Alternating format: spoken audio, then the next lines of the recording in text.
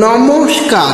মাতৃভাষা দিবস উপলক্ষে 21 কবিতা আবৃত্তি করছি। কবি যশোধরা রায়চৌধুরী। সাল তারিখের সীমানা পেরিয়ে 21 আজকে মাতৃভাষা।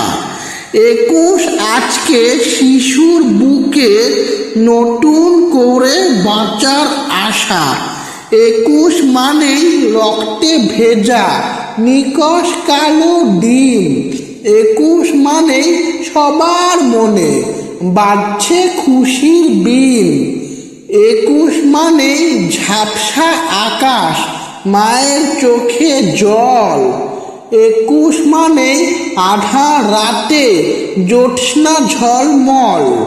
21 মানে মাতৃভাষা, প্রথম যাকে ডাকা। 21 মানে বিশ্বটাকে আপন করে দেখা। নমস্কার।